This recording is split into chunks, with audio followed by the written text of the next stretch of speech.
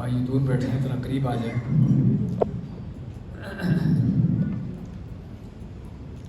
الحمدللہ رب العالمین والصلاة والسلام علی رسولہ الکریم وعلی آلہ وصحبہ ومن سار علی نہجہ الی یوم الدین وسلم تسلیما کثیرا. اما بعد، ہم نے تفسیر میں سابقہ درس میں سورۃ النصر لی تھی، اور جس صورت میں اس بات کا بیان ہوا تھا، اس صورت کا موضوع جو ہے وہ کیا ہے کہ جس میں اللہ تعالیٰ نے رسول کریم صلی اللہ علیہ وسلم کا دنیا سے جانے کا پیغام دیا آپ کو، اور جس صورت میں اس چیز کا بیان ہے کہ اللہ تعالیٰ کی نعمتیں ملنے پر انسان کو کیا کردار ادا کرنا چاہیے. ایک مسلمان اور مومن جو ہے اس کا کیا کردار ہوتا ہے اللہ تعالیٰ کی نعمتیں حاصل ہونے پر. اللہ کا شکر ادا کرنا، اللہ کی حمد و ثنا بیان کرنا، اور اگر اس نے کوئی اللہ کی دین کے لیے کوئی محنت کو کوشش کی ہے تو اس پر کوئی غرور تکبر ہونے کے بجائے بلکہ اللہ تعالیٰ کی اس نعمت پر اس کا بھی اللہ تعالیٰ کے لیے اللہ کا احسان مند ہونا، اور بلکہ مزید استغفار کرنا، توبہ کرنا کہ اللہ تعالیٰ کا حق جو ہے پھر بھی انسان ادا نہیں کر سکتا. تو یہ تھا سورۃ النصر کے جو ہم نے تفسیر لی تھی. اس کے بعد والی صورت آج سورۃ الکافرون لیتے ہیں. اعوذ باللہ من الشیطان الرجیم، بسم اللہ الرحمن الرحیم. قل یا ایہا الکافرون لا اعبد ما تعبدون ولا انتم عابدون ما اعبد ولا انا عابد ما عبدتم ولا انتم عابدون ما اعبد لکم دینکم ولی دین. قل کہہ دیجئے، یا ایھا الکافرون، اے کافرو، لا نہیں، اعبد میں عبادت کرتا، ما تعبدون ما جس کی تم، تعبدون تم عبادت کرتے ہو، ولا اور نہ ہی، انتم تم ہو، عابدون عبادت کرنے والے، ما جس کی اعبد میں عبادت کرتا ہوں، ولا انا عابد اور نہ ہی میں عبادت کرنے والا ہوں، ما عبدتم جس کی تم عبادت کرتے تھے یا جس کی تم عبادت کر چکے، ولا انتم عابدون ما اعبد اور نہیں ہو تم عبادت کرنے والے کہ جس کی میں عبادت کرتا ہوں. لکم دینکم تمہارے لیے تمہارا دین، ولی دین اور میرے لیے میرا دین. یہ سورۃ الکافرون ہے، اور اس سورت کی اہمیت یہ ہے کہ رسول کریم صلی اللہ علیہ وسلم کئی نمازوں میں پہلی رکعت میں سورۃ الکافرون اور دوسری رکعت میں سورۃ اخلاص پڑھا کرتے تھے. جس طرح کہ فجر کی سنتے ہیں، مغرب کی سنتے ہیں، وطر کی دوسری اور تیسری رکعت ہے، طواف کے 2 نفل ہیں، اور اس کے علاوہ بھی اور کئی نمازوں میں بھی رسول کریم صلی اللہ علیہ وسلم ان دونوں صورتوں کو جمع کرتے ہیں. پہلی رکعت میں سورۃ الکافرون اور دوسری رکعت میں سورۃ الاخلاص. اگر آپ سے پوچھا جائے کہ اس کی وجہ کیا ہو سکتی ہے تو کیا جواب ہوگا؟ جی ہاں، ان دونوں صورتوں کا تعلق کیا ہے کہ جو آپ صلی اللہ علیہ وسلم ان دونوں صورتوں کو اہتمام کرتے ہیں ان کا پڑھنے کا. آپ کلمہ لا الہ الا اللہ پڑھتے ہو، لا الہ الا اللہ، اس کے اندر 2 چیزیں ہیں. کیا کیا ہیں؟ لا الہ کے اندر نفی ہے، انکار ہے اللہ کے سوا ہر ہستی کا، ہر چیز کا، اور الا اللہ کے اندر جو ہے وہ ایک اللہ کا اقرار ہے، اس کے معبود ہونے کا اقرار ہے. تو یہ دونوں صورتیں حقیقت میں اسی لا الہ الا اللہ کا معنی ہے۔ سورۃ الکافرون میں کیا ہے؟ لا الہ، انکار، اور ان کا انکار ہے۔ اور سورۃ اخلاص میں کیا ہے؟ الا اللہ کا معنی۔ اور ہم نے ذکر کیا تھا پہلے بھی کہ توحید کو ثابت کرنے کے لیے یہ انداز بہت ضروری ہے، اس کے بغیر توحید ثابت ہوتی ہی نہیں ہے۔ اگر میں یہ کہوں کہ مسجد میں بشارت صاحب ہیں، کیا اس کا معنی کوئی اور نہیں ہے؟ اور بھی کوئی ہو سکتا ہے، سمجھے نا؟ کوئی آدمی کسی کا نام لیتا ہوں کہ مسجد میں فلاں صاحب ہیں، میرا یہ کہنے کا معنی یہ نہیں کہ اور کوئی نہیں ہے۔ اگر میں یہ کہتا ہوں کہ مسجد میں فلاں آدمی نہیں ہے تو اس کا معنی یہ بھی نہیں کہ اس کے سوا کوئی دوسرا نہیں ہے۔ کیا خیال ہے؟ لیکن اگر میں یہ کہتا ہوں کہ مسجد میں فلاں آدمی کے سوا کوئی اور نہیں ہے، یہ کیا ہے؟ نفی اور اثبات، کہ اوروں کی نفی کر دی، ایک آدمی کا ذکر کیا کہ وہ ہے مسجد میں صرف۔ تو یہاں پر سننے والے کو کیا پتہ چلتا ہے کہ صرف مسجد میں فلاں آدمی ہی ہے، کوئی اور نہیں ہے۔ اس کو کہتے ہیں نفی اور اثبات، کہ جو توحید کے لیے ضروری ہے۔ صرف یہ کہنا کہ اللہ معبود ہے، اوروں کی نفی ہوئی؟ اوروں کی نفی نہیں ہوئی، سمجھا؟ صرف یہ کہہ دینا کہ اللہ معبود ہے، اللہ مالک ہے، اللہ خالق ہے، آپ نے اوروں کی نفی نہیں کی۔ یہ کہہ دینا کہ فلاں معبود نہیں ہے، لات منات ہبل کافروں کے جو بت تھے وہ معبود نہیں ہیں، سمجھے نا؟ تو کیا اس میں اللہ کی عبادت، اللہ کا معبود ہونا ثابت ہو گیا؟ نہیں ہوا۔ اس لیے لیکن جب آپ نے لا الہ الا اللہ کہا نا، کہ لا الہ، کوئی الہ نہیں، کوئی معبود نہیں، کسی کی عبادت نہیں، کوئی عبادت کے لائق نہیں کائنات میں، نہ کوئی انسان، نہ کوئی جن، نہ کوئی فرشتہ، نہ کوئی زندہ، نہ کوئی مردہ، نہ کوئی نبی، نہ کوئی ولی، کوئی عبادت کے لائق نہیں الا اللہ، سوائے اللہ کے۔ یہاں پہ آپ نے اوروں سبھی کا انکار کر کے صرف ایک اللہ کی عبادت کا اقرار کیا ہے، ایک اللہ کو معبود مانا، تب توحید ثابت ہوئی ہے۔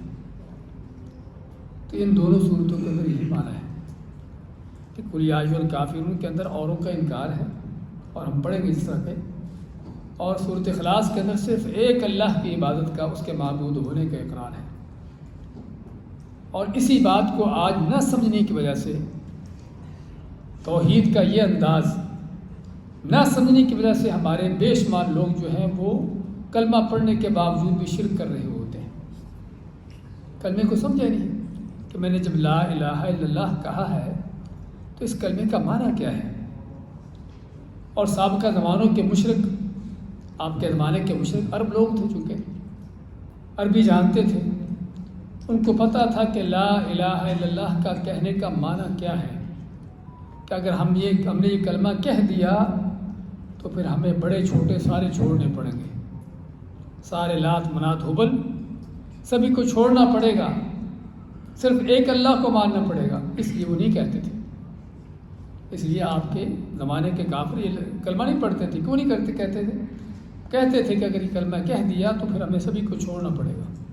لیکن آج کے بہت سے مسلمان کلمے کی تسمیہ کرتے ہیں، کلمے کی تسمیہ پھیرتے ہیں دن رات، اور پھر بھی ایسا شرک کر رہے ہوتے ہیں کہ جو شرک شاید آپ کے زمانے کے کافروں نے نہ کیا ہو۔ وجہ صرف کیا ہے کہ اسی کلمے کا جو نفی اور اس بات کا انداز ہے کہ اوروں کا انکار کر کے صرف ایک اللہ کی عبادت، اس کو نہ سمجھنا۔ اس لیے ضروری ہے دونوں صورتوں کو سمجھنا، بہت ضروری ہے۔ اور یہی وجہ ہے کہ آپ صلی اللہ علیہ وسلم ان دونوں صورتوں کو جمع کرتے ہیں تاکہ توحید کا معنی بیان ہوتا۔ تو میں دوسرا اس صورت کے حوالے سے یہ بھی کہ اس صورت کا شان نزول کیا ہے، ہم بات کا ذکر کیا ہے کہ بعض صورتیں اور بعض آیات کسی خاص مقصد کے تحت یا کسی خاص کیفیت میں نازل ہوئی، ان کو نازل ہونے کا سبب ہے۔ اس صورت کے نازل ہونے کا بھی سبب ذکر کیا جاتا ہے احادیث میں کہ ولید ابن مغیرہ کافروں کا، قریش کا ایک بڑا سردار تھا اور بڑا سمجھدار آدمی سمجھا جاتا تھا۔ تو کافر آپ سے بیٹھتے ہیں، کافروں کے سردار، مکہ کے سردار بیٹھتے ہیں کہ کیسے ہم محمد صلی اللہ علیہ وسلم انہوں نے جو ایک نئی دعوت شروع کر دی ہے، نیا دین لے کر کھڑے ہوئے ہیں، کیسے جو ہے اس کو ختم کریں، کہ کس طرح اس کا مقابلہ کریں۔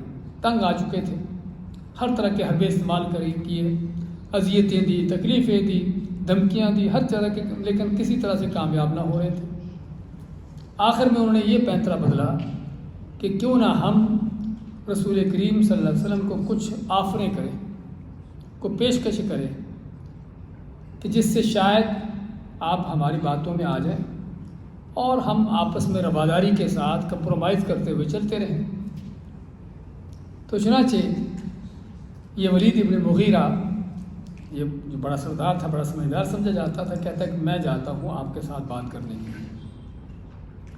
تو آپ کے پاس آیا اور کہنے لگا کہ اے محمد صلی اللہ علیہ وسلم، آپ ہمارے خاندان کے ہو، ہمارے قبیلے کے ہو، ہمارے شہر کے ہو، اور آپ ہمارے ہاں بڑے معزز ہوں، اور ہم چاہتے ہیں کہ ہم سبھی مل جل کر ایک دوسرے کے ساتھ چلتے رہیں، کوئی رواداری کا طریقہ اختیار کریں کہ جس میں ہمارے درمیان اختلافات نہ ہوں، اور کچھ آپ لوگ کچھ ہم دیں، کوئی اس طرح سے دے کر چلتے رہیں۔ وہ کمپرومائز کرنے کا، لے دے کا دین جو بعض لوگوں نے آج بھی اپنا رکھا ہے، تو اسی طرح کے دین کی آفر اس نے پیش کی۔ تو کیا آپ نے فرمایا کہ کیا کرنا چاہتے ہو، کیا تم چاہتے ہو؟ کہتے ہیں کہ ہم اور کچھ نہیں، بس یہ ہے کہ ہمارے معبودوں کو کچھ نہ کہو، ان کے بارے میں کہنا کہ یہ کچھ کر نہیں سکتے، یہ بیکار ہیں، یہ عبادت کے لائق نہیں ہیں، یہ باتیں تمہاری ہم کو گوارا نہیں ہوتی، اور تم اپنی جو اچھی باتیں کہتے رہو، لیکن یہ بات کہنا چھوڑ دو، کیونکہ یہ ہمارے بڑوں باپ دادوں کے معبود ہیں، ہمارے بھی ہیں، ہم ان کو چھوڑ نہیں سکتے، ان کے بارے میں غلط باتیں، بری باتیں ہم کو سننا گوارا نہیں ہوتی۔ اچھا اور کچھ؟ اور یہ بھی ہے کہ چلو کچھ آپ دیں، کچھ ہم لیں، کوئی اس طرح کریں، کبھی آپ ہمارے معبودوں کی عبادت کر لو، کبھی ہم آپ کے رب کی عبادت کر لیں گے، اس طرح کی آفریں پیش کی۔ اس پر اللہ تعالیٰ نے یہ صورت نازل فرمائی۔ آفر کیا تھی؟ ایک تو یہ ہے کہ ہمارے معبودوں کو کچھ نہ کہو، ان کو برا نہ کہو، اور دوسرا یہ کہ کچھ کبھی آپ ہمارے معبودوں کی بات کر لیا کرو، کبھی ہم آپ کے رب کی عبادت کر لیں گے، تاکہ مل جل کر معاملہ چلتا رہے۔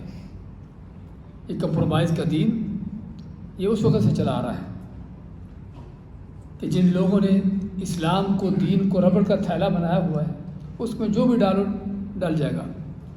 اللہ نے واضح کیا کہ ربڑ کا تھیلا نہیں ہے، یہ ایک خاص سانچہ ہے، اللہ کا دیا ہوا، اللہ کا بنایا ہوا، کہ جس میں وہی چیز آتی ہے کہ جو اللہ نے دی ہے، اس کے سوا کوئی دوسری نہیں آتی۔ تو کیا فرمایا؟ قل یا ایھا الکافرون، کہہ دو کہ اے کافرو۔ پہلی بات، مکہ کے قریش، ہاشمی اور مکہ کی سرزمین پر رہنے والے، بیت اللہ کے سرپرست، اس کے متولی، ان کو کیا کہا جا رہا ہے؟ قل یا ایھا الکافرون، کہ اے کافرو۔ بڑا مشکل کام ہے، بڑا مشکل لفظ ہے کہ مکہ کے قریش کو کافر کہہ دیا، بیت اللہ کے سرپرستوں کو کافر کہہ دیا، عجیب بات ہے۔ لیکن بھائیو، یہ ہے دین اسلام کہ جو حق ہے حق ہے، جو باطل ہے وہ باطل ہے، جو جھوٹ ہے وہ جھوٹ ہے، اس کے ساتھ کوئی کمپرومائز نہیں ہے۔ ایک آدمی شرک کر رہا ہے، کفر کر رہا ہے، اور تم یہ کہو کہ نہیں کوئی بات نہیں، آخر اللہ کو تو مانتا ہی ہے نا، بیت اللہ کے طواف بھی کرتا ہے، حج عمرے بھی کرتا ہے، حاجیوں کو کھانے کھلاتا، پانی پلاتا، اتنی نیکیاں کر رہا ہے، تم نے اس کو کافر کہہ دیا؟ جب ایمان نہیں، توحید نہیں بھائیوں، اس وقت تک کفر ہے۔ بہت بڑا سبق ملتا ہے اس سورت کا ہم کو، کہہ دو کہ اے کافرو، رہتی دنیا کے لیے سبق ہے کہ جو بھی اللہ کی توحید پر نہیں، جو بھی کسی بھی انداز سے شرک پر ہے، وہ جو ہے کسی بھی لحاظ سے اس کے ساتھ کوئی کمپرومائز نہیں ہے۔ اس کو دو ٹوک طور پر کہو کہ تم کون ہو. کہہ دو کہ اے کافرو لا اعبد ما تعبدون، لا نہیں، اعبد میں عبادت کرتا، ما جس کی، تعبدون تم عبادت کرتے ہو. ایک معنی اس کا یہ کہ میں اس کی عبادت نہیں کرتا جس کی تم عبادت کرتے ہو، اور دوسرا معنی کہ میں وہ عبادت نہیں کرتا جو عبادت تم کرتے ہو. اور دونوں ہی معنی صحیح ہیں کہ جس کی عبادت تم کرتے ہو میں اس کی عبادت نہیں کرتا، نہ کرتا ہوں نہ کروں گا. تعبدون یہ فعل مضارع ہے عربی گرامر کے لحاظ سے. اس کو فعل مضارع کیا ہوتا ہے کہ جو موجودہ حال اور مستقبل دونوں کے لیے آتا ہے. پریزنٹ اینڈ فیوچر، یعنی کہ موجودہ اس وقت کے لیے بھی اور مستقبل کے لیے بھی، اس کو کہتے ہیں فعل مضارع. کہ جس کی تم اب عبادت کر رہے ہو اس کی بھی نہیں کرتا، اور آئندہ آنے والے وقت میں بھی تم جس کی عبادت کرتے ہو اس کی بھی نہیں کرتا. لا اعبد میں عبادت نہیں کرتا، ما جس کی تم عبادت کرتے ہو. اور ما کے اندر ہر چیز آ گئی، ان کے بت بھی، ان کے درگاہیں قبریں بھی، ان کے بڑے چھوٹے کو زندہ مردہ جو بھی جس کی بھی پوجا کرتے تھے. اور صرف یہاں بات قریش کی نہیں ہو رہی، یہاں پر دنیا کے تمام کافروں کو مخاطب کیا گیا ہے. قل یا ایھا الکافرون، اے دنیا کے کافروں. کافر جو عیسائی ہو، کوئی یہودی ہو، کوئی بت پرست مشرک ہو، کوئی ہندو سکھ کوئی بھی ہو، سبھی کو مخاطب کیا گیا کہ دنیا کے اے کافروں میں اس کی عبادت نہیں کرتا جس کی تم عبادت کرتے ہو. کیونکہ ہر کافر کا الگ الگ کوئی نہ کوئی رب معبود ہے، تو سبھی معبودوں کی نفی ہو گئی، سبھی کا انکار کر دیا. ایک مان تو ہم نے یہ ذکر کیا کہ جس کی تم عبادت کرتے ہو اس کی میں عبادت نہیں کرتا. اور دوسرا معنی کیا ہے کہ جو عبادت تم کرتے ہو وہ میں نہیں کرتا.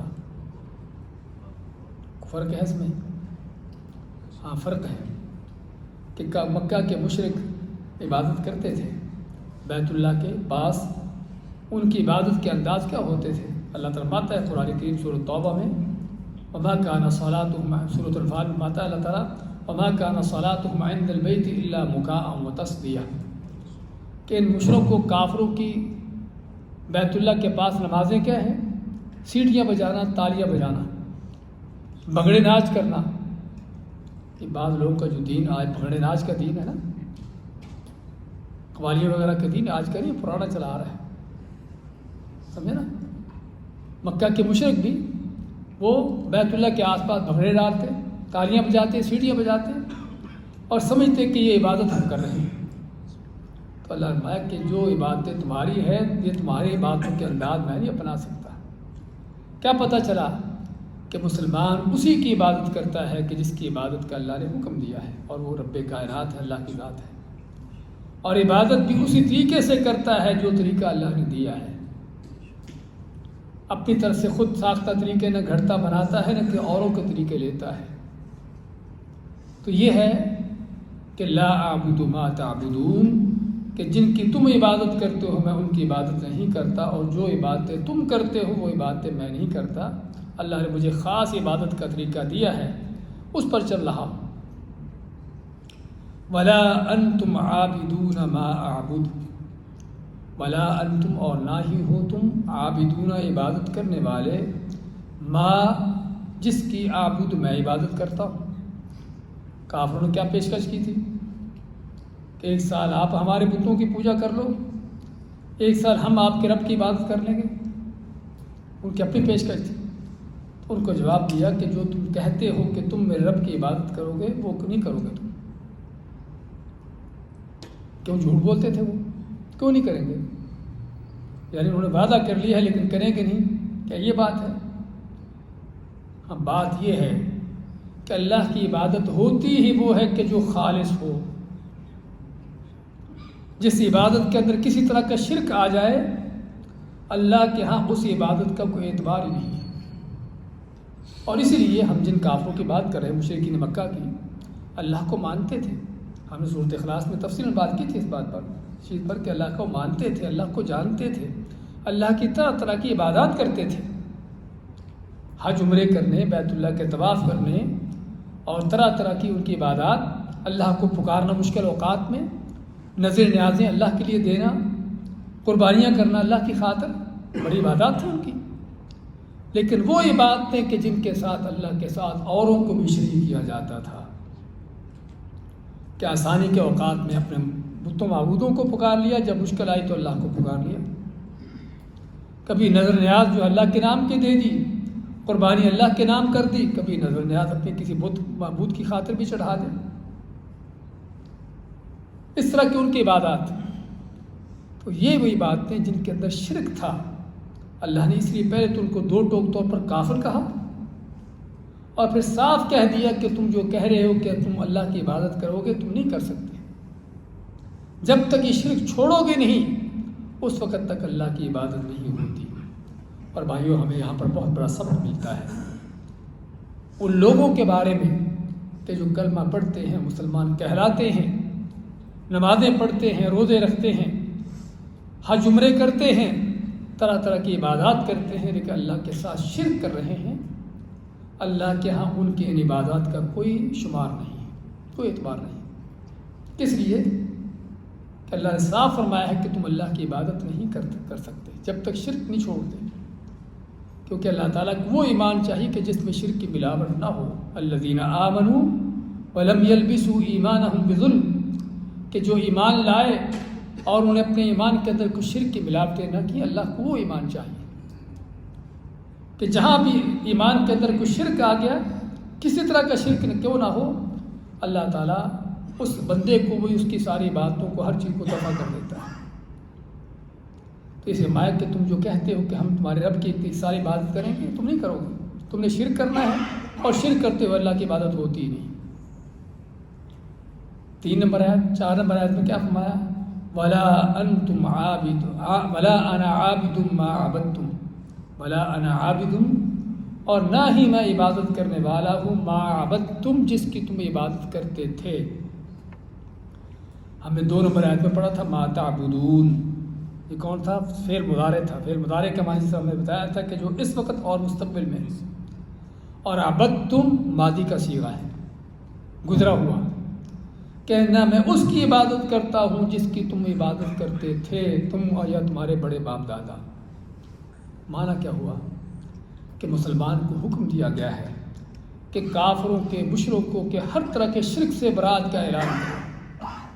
وہ شرک ان کا اس وقت کا ہو، وہ شرک ان کا کسی قدیم زمانے کا ہو، وہ کسی آئندہ آنے والے کسی وقت میں وہ شرک کر سکتے ہوں، ہر طرح کے شرک سے برات کا جب تک اعلان نہیں، اس وقت تک توحید نہیں بھائیو، اس وقت تک توحید نہیں ہے۔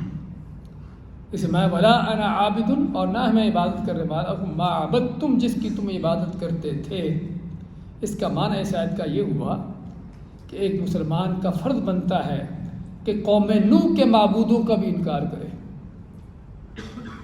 کہنے والا کہے کہ وہ تو ہزاروں سال پہلے قوم ہلاک ہوگی، مر گئی، اس کا ہم سے کیا تعلق؟ ہاں، تعلق یہ ہے کہ اللہ کے سوا جب پوجا کی کسی بھی چیز کی دنیا کائنات میں، ایک مسلمان کا فرض بنتا ہے کہ اس سے بری ہونے کا اعلان کرے، چاہے وہ ہزاروں سال پہلے کی بھی کیوں نہ ہو۔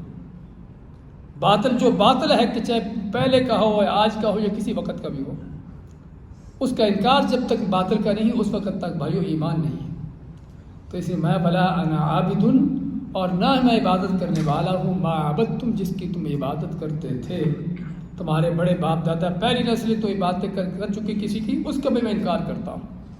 یعنی فرض کر، جسے میں نے کیا ہے کہ قوم نوح کے معبود تھے جو فرض کر وہ آج نہیں ہیں، کسی پہلی قوم کے کوئی معبود تھے اللہ کے سوا جن کو پوجتے تھے، وہ آج نہیں ہیں۔ ہمارا فرض بنتا ہے کہ ان کا بھی انکار کریں، اگرچہ وہ آج موجود نہیں ہیں، ان کا بھی انکار ہو کہ وہ بھی باطل تھے، وہ بھی جھوٹے تھے۔ وَلَا أَنْتُمْ عَابِدُونَ مَا أَعْبُدُ، آپ دیکھو گے کہ آیت نمبر 3 اور 5 دونوں کے الفاظ ایک ہی ہیں، سیم الفاظ ہیں۔ وَلَا أَنْتُمْ عَابِدُونَ مَا أَعْبُدُ، اور نہ ہی تم عبادت کرنے والے ہو جس کی میں عبادت کرتا ہوں، جس کا ہم نے ذکر کیا ہے کہ تمہیں شرک کرنا ہے، اور شرک کرتے ہوئے اللہ کی عبادت نہیں ہوتی۔ تو دونوں آیتیں ایک ہی لفظ کے ساتھ آنے کی وجہ کیا ہے؟ بعض علماء کہتے ہیں کہ دونوں آیتیں انہی الفاظ کے ساتھ دہرائی گئی ہیں تاکید کے لیے، قرآن کریم میں اللہ تعالیٰ بعض آیتیں بار بار دہراتا ہے. سورۃ الرحمن میں کون سی آیت ہے؟ فَبِأَيِّ آلَاءِ رَبِّكُمَا تُكَذِّبَانِ بار بار دہرائی گئی. سورۃ قمر میں اس سے پہلے وَلَقَدْ يَسَّرْنَا الْقُرْآنَ لِلذِّكْرِ فَهَلْ مِن مُدَّكِرٍ بار بار احتیاط کو دہرایا گیا ہے. سورۃ مرسلات میں اسی طرح سے یعنی کئی جگہوں پر کئی آیتوں کو بار بار دہرایا گیا ہے. تو دہرانے کا مقصد کیا ہے؟ تاکید کرنا. کیونکہ آپ بات ایک بار کہتے ہو دوبارہ کہتے ہو، کہنے کا مقصد کیا ہوتا ہے؟ اس کی تاکید کرنا. اور نبی اکرم صلی اللہ علیہ وسلم کی سنت ہے، آپ کے بارے میں آتا ہے کہ آپ جب بات کرتے تو اپنی بات 3 بار دہراتے ہیں، تاکید کرنے کے لیے بھی اور تاکہ سننے والے کو اور واضح ہو جائے. تو دونوں 3 اور 5 نمبر کی آیت کے الفاظ سیم ہیں.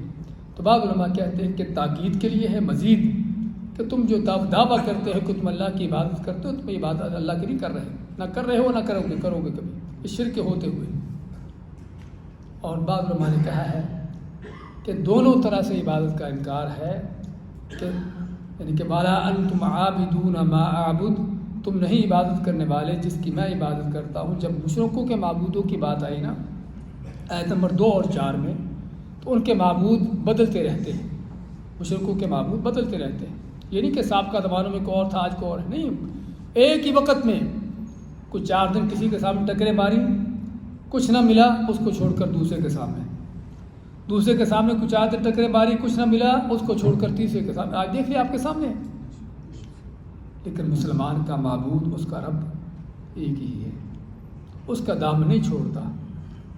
سال گزر گیا اولاد نہیں ہوئی، 2 سال گزر کے 5 سال گزر کے اولاد نہیں ہوئی، 10-20 سال بھی گزر گیا اولاد نہیں ہوئی، اللہ کا دامن نہیں پکڑے رکھے گا، اس کا دامن نہیں چھوڑے گا.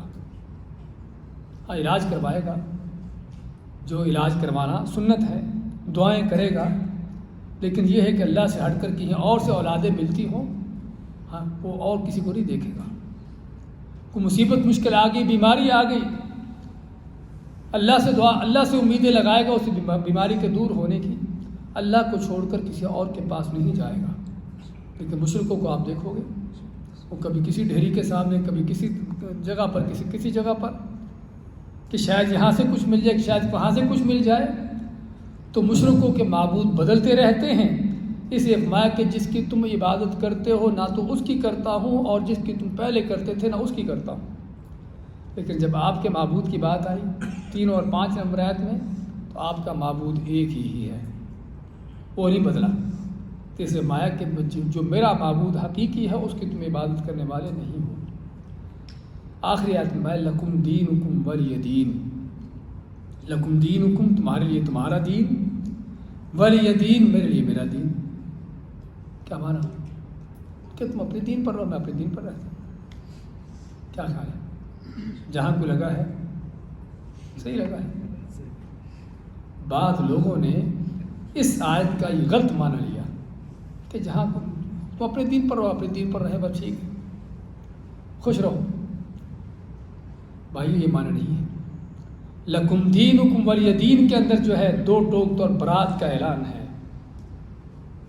کہ تمہارا کفر کا دین تمہارے ساتھ ہے اور میرا توحید کا دین میرے ساتھ ہے. نہ میں شرک کرنے والا ہوں اور نہ تم میری توحید کو اپنانے والے ہو. میں تم سے بری ہوں، تم مجھ سے بری ہو. یہاں پر اس بات کا اعلان ہے. اس آیت کے اندر کمپرومائز اس چیز کا اعلان نہیں کیا گیا، رواداری کا پیغام نہیں دیا گیا کہ کافروں کے ساتھ مل جل کے رہو، ان کے ساتھ معاملات جو ہے گھل مل کے رکھو، کہ ان کا ریلوں کو اپنا دے دو. ایسا نہیں ہے. ان کا تمہارا دین تمہارے ساتھ، تمہارا کفر تمہارے ساتھ ہے، تمہارا شرک تمہارے ساتھ میں، اس کو اپنانے والا نہیں. اور جو میرے پاس توحید ہے تم اس کو لینے والے نہیں ہو. اس کا معنی کہ تم اپنے دین پر ہو، تم اپنے کفر پر ہو، اور تمہارا کفر، اس کفر کا انجام تمہارے اوپر ہے، اس کا وبال تمہارے اوپر ہے. ولی دین میرا دین میرے لیے میرے ساتھ، میری توحید میرا ایمان، اور اس کا جو انعام ہے وہ میرے لیے ہے. نہ میرے توحید کا، میرے ایمان کا تم کو فائدہ ہے اور نہ تمہارے کفر کا مجھے کوئی نقصان ہے. سمجھے؟ اس میں برات کا اعلان بھی ہے اور اس میں اس چیز کا بھی اعلان ہے کہ ہر انسان اپنے عمل کا خود ذمہ دار ہے. کفر کر رہا ہے، شرک کر رہا ہے، فسق و فجور بے ایمانی کر رہا ہے، ہاں اس کی بے ایمانیاں، اس کے گناہ اس کے سر پہ. اور دوسرا نیکی توحید ایمان تقوی پر ہے اور اس کی نیکی اس کے ساتھ. تو یہاں پر ایک تو برات کا اعلان ہے کفر سے کلی طور پر، اور دوسرا اللہ تعالیٰ نے اس آیت کے اندر وہ جو اب صاحبزادہ اور خانزادہ اور فلاں زادہ اس کی جڑ کاٹی ہے. کہتے ہیں کہ ہم فلاں زادہ ہیں، یہ سید ہوتے ہیں. ہم کوئی شک نہیں کہ اگر آپ صلی اللہ علیہ وسلم کی کوئی آل میں سے ہے، نیک متقی ہے، تو اللہ تعالیٰ کا فرمان ہے قُل لَا أَسْأَلُكُمْ عَلَيْهِ إِلَّا الْمَوَدَّةَ فِي الْقُرْبَى، کہ میں تم کو اس دعوت و تبلیغ کے بدلے میں تم سے اگر کسی چیز کا مطالبہ کرتا ہوں تو کیا ہے کہ رشتہ داروں کے ساتھ محبت کرنا. آپ صلی اللہ علیہ وسلم کی آل کے ساتھ صحابہ سے بڑھ کر محبت ہونی چاہیے، کوئی شک نہیں. لیکن آپ کے وہ آل جو آپ کے عقیدے پر ہے، آپ کی سنت پر ہے.